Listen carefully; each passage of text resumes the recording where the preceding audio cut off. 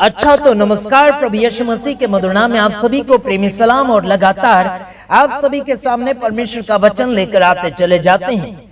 प्रभु यीशु मसीह इस जगत में आए तो किसी का हानि का कारक नहीं बना, बल्कि सभी लोगों का आशीष का कारण बनता चला गया। बल्कि जिन लोगों ने बड़ी बड़ी पदवियां पाकर बैठे हुए थे, उन लोगों ने अपनी कुर्सियां छोड़ दी।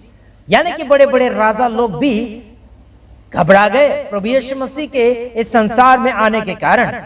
जैसे कि मैं धन्यवाद करता हूं कि आप सभी ने प्रभु यीशु मसीह को स्वीकारा और काफी लोग प्रभु यीशु मसीह को स्वीकार रहे हैं। मैं कुछ वचन में जाने से पहले आप सभी को कुछ बातों में ताजगी और जोश देना चाहता हूं, कुछ बातों के द्वारा।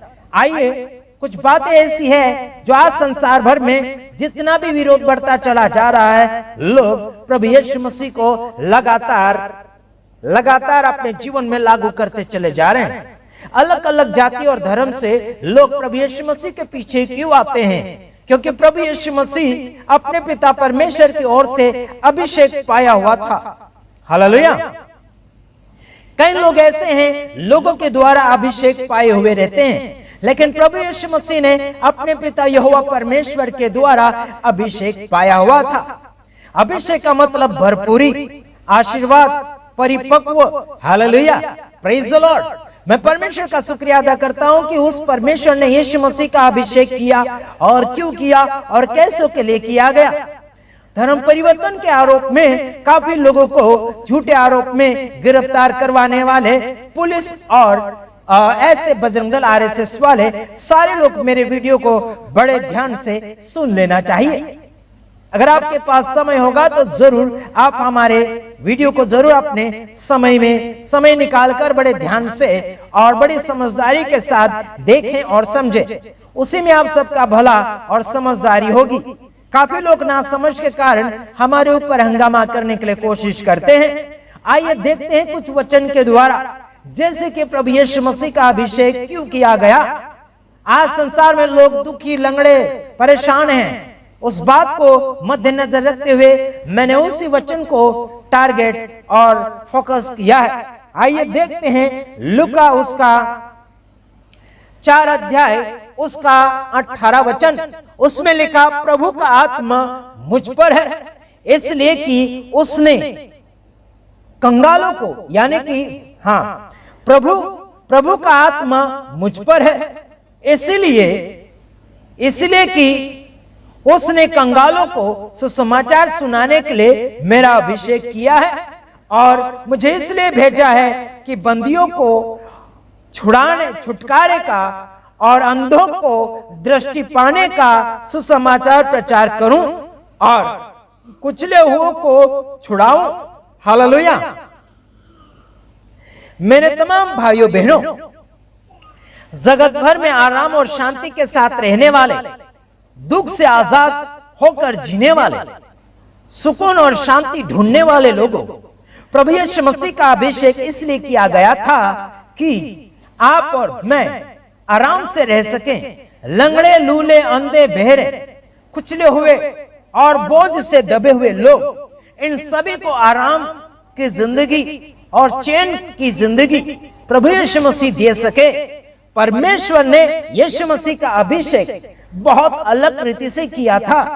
देखिए मेरे तमाम भाइयों बहनों, अभिषेक कई लोगों ने लोगों का अभिषेक किया, बल्कि प्रभु यीशु मसीह का अभिषेक तो परमेश्वर के द्वारा हुआ था। वो भी किस काम के लिए हुआ था? यहां पर लिखा है कि सुसमाचार सुनाने के लिए, वो भी सही और ईमानदारी का सुसमाचार सुनाने के लिए।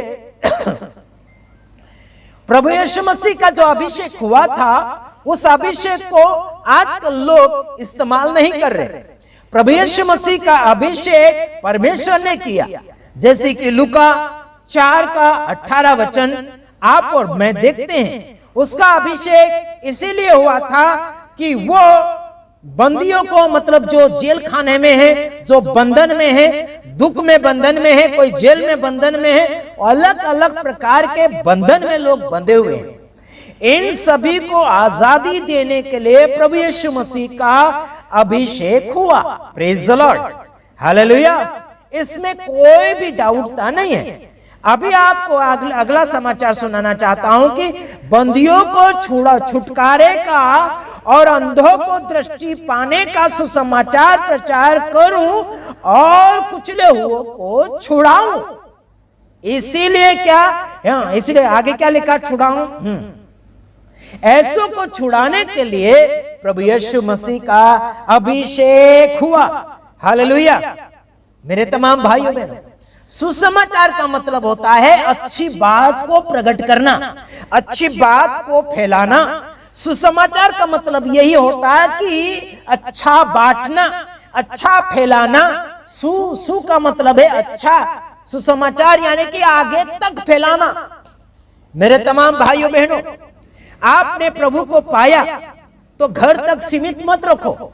आपने प्रभु को अपने जीवन में विश्वास के रूप में रखा तो उसे अपने गांव तक, अपने राज्य तक, अपने जाति तक मत रखो। ये पृथ्वी के छोर तक इसके काम प्रकट करना चाहिए, गवाही देना चाहिए, इसी बात को आगे की ओर फैलाना चाहिए। मेरे तमाम भाइयों बहनों, हम नौकरी धंधा क्यों नहीं करते मालूम? क्योंकि नौकरी धंधा करने चले जाएंगे तो सुसमाचार प्रचार, यार मेरे हिस्से का जो बचा है वो कौन बांटेगा? हमारे आगे पीछे तो कोई सुसमाचार बांटने के लिए अभी कोई तैयार नहीं है। अगर कोई हो जाता है तैयार तो वो कुछ तो पैसे खाने के लिए आ जाते हैं, कोई तो माल मिलकत हड़पने के लिए आते हैं, कोई तो अपना नाम शोहरत कमाने के लिए आते हैं। हे यारो, प्रभु यीशु मसीह के पीछे आने से आपको धन दौलत के ऊपर ध्यान नहीं देना होगा।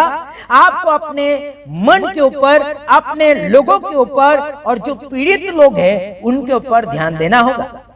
Hallelujah, praise the Lord. जो बंधन में, कोई जेल खाने में, कोई अंधे लोग हैं, उनको सुधारो, उनके लिए प्रार्थना करना चाहिए। प्रभु यीशु मसीह का काम यही था, बंदियों को आजाद करने का, अंधों को दृष्टिदान देने का। जो कई भी प्रकार के बंधन में थे लोग, उन सभी को उसने आजादी का सुसमाचार सुनाया। भूखे थे उनको खाना खिलाया, नंगे थे उनको कपड़ा दिया। हे, क्या सुन रहे हैं आप? ये था प्रभु यीशु मसीह का काम। जो सुकून में नहीं है, जो अशांति में है, उनको शांति दिया करते थे प्रभु। उनको सही मार्गदर्शन बताया करते थे प्रभु। उनको सही रास्ते पर ले जाया करते थे प्रभु। यह है उसका काम।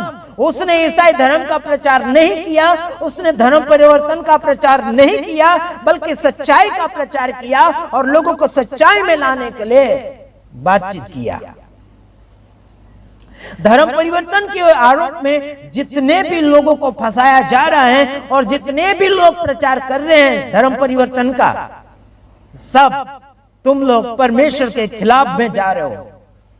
हम धर्म परिवर्तन नहीं करते और ना ही कोई ईसाई धर्म परिवर्तन का प्रचार करता। ये ईसाई, ये एक धर्म नहीं है, ये तो लोगों ने धर्म का नाम दिया। हेलो, ईसाई का मतलब होता है आशीषित, बरकत वाला, बचाने वाला, सहयोग करने वाला, प्रेम करने वाला। उसे कहते हैं मसीह, ईसाई। हेलो, ईसाई जो नाम लेकर धर्म बनाया ना लोगों ने, वो है ईसाई धर्म वाले, वो है रोमन कैथोलिक वाले लोग हैं।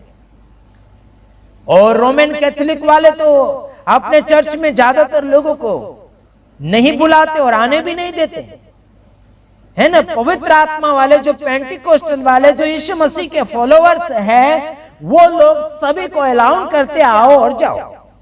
वैसे हम भी आओ और जाओ कहते हैं, चाहे कोई भी धर्म से, हमें कोई ताल्लुक नहीं।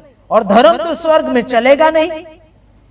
हेलो, आपका जीवन साफ सुथरा होना चाहिए, आपका मन शुद्ध होना चाहिए, आपका जीवन सबके साथ मिला बांटा होना चाहिए।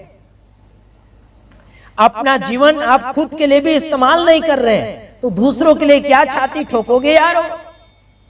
समझ में आता नहीं और समझाने के लिए जाते हो। हिंदू धर्म के कुछ ठेकेदार भगवा कपड़े पहनने वाले आ जाते हैं, बड़े शानदारी घमंड का प्रचार और बड़ा घमंड का बातें लेकर आ जाते हैं। हेलो, कुछ नहीं चलेगा तुम्हारा, अभी तुम्हारी चिट्ठी फाटने वाली है, तुम्हारा चिट्ठा फटने वाला है। बजरंग दल और आरएसएस वाले का, सबका जो लाइसेंस है उसको फेल किया जाएगा अभी आने वाले समय में। ठीक है, गॉड ब्लेस यू।